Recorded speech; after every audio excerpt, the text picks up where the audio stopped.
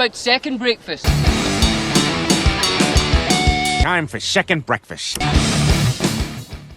What's up, everybody? Welcome to another episode of Second Breakfast, hosted by yours truly, Monster, from Breakdowns for Breakfast. This episode, I'm going to do something kind of interesting. We recently did an episode on the newest Killswitch Engage album, and I made a comment about how the history of Killswitch Engage is kind of the history of modern metalcore, at least of that particular flavor.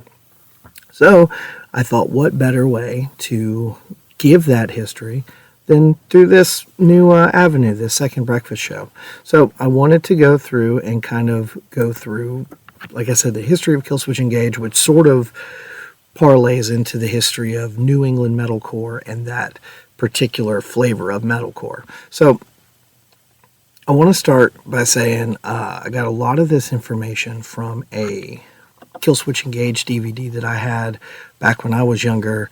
It was one of those DVDs that had a full-length concert, but it also had a documentary on it called From the Bedroom to the Basement, which was a kind of a joke about how early days of Killswitch, they performed in Joel's in his bedroom, real small little room, and then as they got more popular and a little bit bigger, they got to practice in the basement instead, where it was a lot bigger space.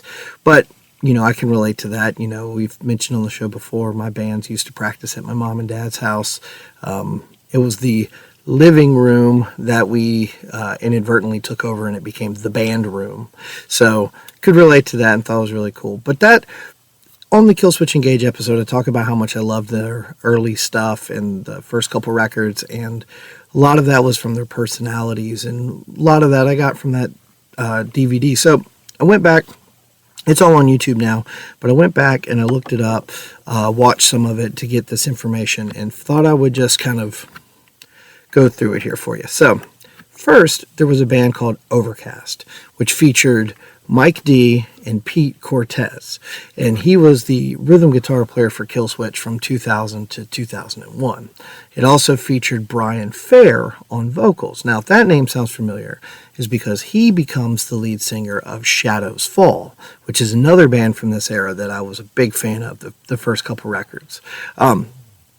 They were kind of not necessarily the first metalcore band, but they were essentially a hardcore band that were throwing in these like metal guitar riffs.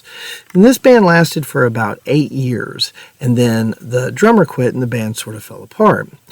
Well, then there was another band which featured Adam D, Joel from Killswitch, and Tom Gomez, the drummer from Killswitch from 2002 to 2003. And this band was called Aftershock. Now, also in Aftershock was John Denius, who would later on go on to join up with Brian Fair in Shadows Fall. Now, Adam D even played drums on the first Shadows Fall demo, which we kind of got into this a little bit, but Adam D had his fingers in metalcore everywhere during this time. And not just this flavor of it either. He would go on to produce albums like Suck Out the Poison by He Is Legend. He did Bless the Child, Kiss the Martyr, or whatever that Norma Jean record was. He did an Under Oath album. He did a Parkway Drive album. So even though he was playing in these bands, he was still working and producing those bands. So he was all over this scene in both kind of forms of it. So Aftershock takes a break, and that's when Shadows Fall is formed.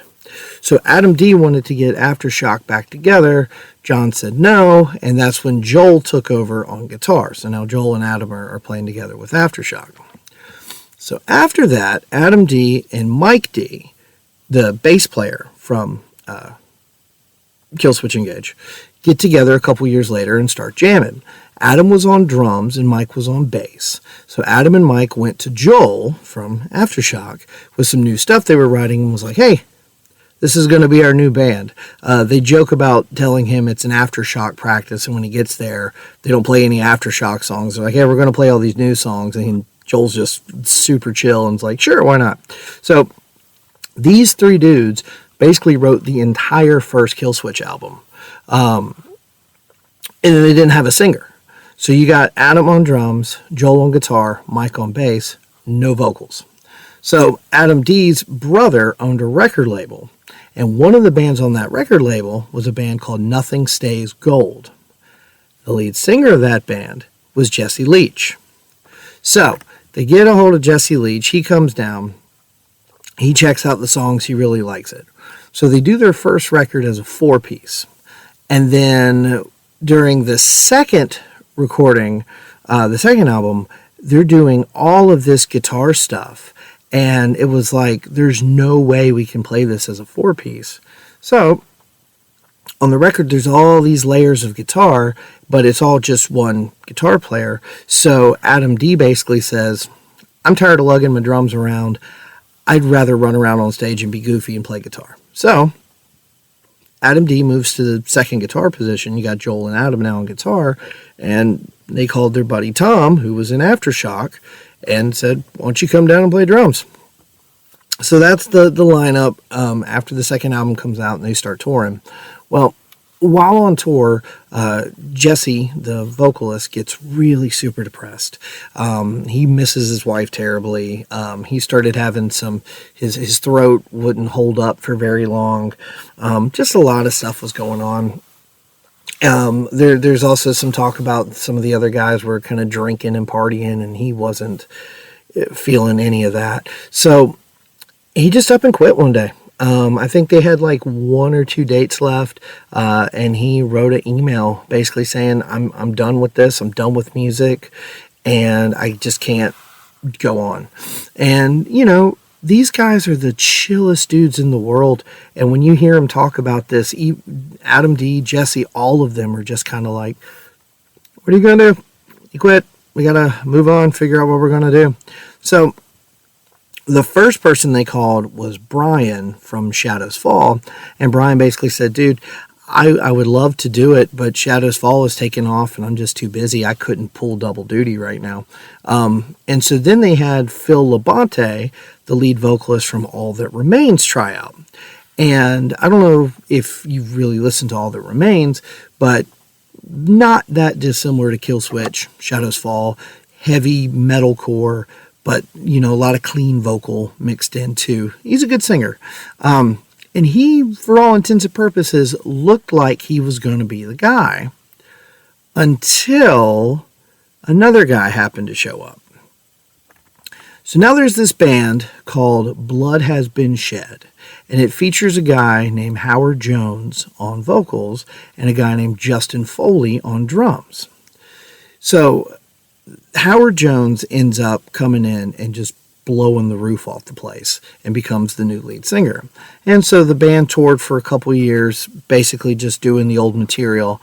And Tom, the drummer at the time, decided he wanted to step down. It just wasn't fun for him anymore. And so as soon as that happened, Howard was like, I know a guy. And they called up his buddy Justin from Blood Has Been Shed. And so now he's in the band. So that's it. That's Killswitch from there on out. Until January 4th of 2012, that's when Howard Jones said he was ready to quit. So they had the same lineup for 9 years. And when he first quit, they didn't really give a whole lot of explanation. It was just, you know, he was ready to move on.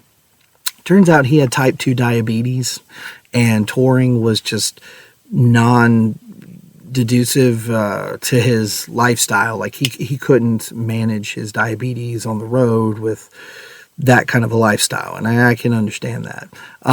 So then there were rumors floating around that Phil from All That Remains would possibly be taking over lead vocals, because he was almost the lead vocalist to, you know, begin with. Well, just in the search for vocalists, Jesse Leach, the original vocalist, kind of came back in and wanted to audition. And what's crazy is it wasn't like, oh my God, Jesse came back. Yeah, he's the singer. He had to try out like everybody else. And what's really funny is There's a really cool podcast called the Garza podcast with, I can't remember obviously his name's Garza, but I think he's the guitar player for Suicide Silence, but he's a really sweet dude, and he gets a lot of big metal and hardcore rock guys on there, and he just recently did an interview with Adam D. And in that interview, Adam D's talking about when Howard left, they spent several days trying out all these different singers, and Jesse was just one of the guys that, tried out.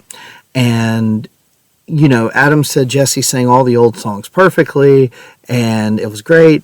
But he told Adam, he was like, I don't know that I really want to sing Howard's songs. And Adam basically told him, well, then you're not going to be in the band. Like, you're going to come back and not sing our biggest songs just because you didn't write the words? That's not going to work. So basically, Jesse said, well, okay, I'll give it a shot. And it was comfortable enough that he was like, okay, that's fine. I can do that. So I'll end with this last quote from Adam D that I thought was just absolutely hysterical. So an interview from 2014, I'm not sure what the interview was. I just happened to stumble upon it on YouTube. Adam D and Jesse are sitting there hanging out. And the question was something along the lines of, how has the band changed since Jesse left and then rejoined again? And Adam D is incredibly funny. If you've never seen him in an interview or anything, look that up. He's a lot of fun. But his response was, people started liking us, and then we had a black dude write a bunch of songs about chicks, and then more people liked us, and then Jesse came back, and everything's good. There you go. That's the history of Killswitch Engage, summed up in one sentence by our friend Adam D. But yeah, I thought that was fascinating. And as a fan of All That Remains and Shadows Fall and Every Time I Die and Lamb of God, all these bands were buddies. And all these bands played shows together. And half the time they were sharing band members and stuff. And, you see that a lot of times. As a local musician, I've seen this happen, but it's always very small time, low key bands. You go see your buddy's band and you're like, oh, that's their bass player now. I played with him in this band, blah, blah, blah. But to see it at such a big scale, I think was kind of cool. So there you go. If you didn't know the history of Killswitch Engage, New England Metalcore, that's a little bit of it right there. So I hope you enjoyed that little history lesson, and I hope you enjoyed the breakdown for breakfast episode on the new Killswitch record.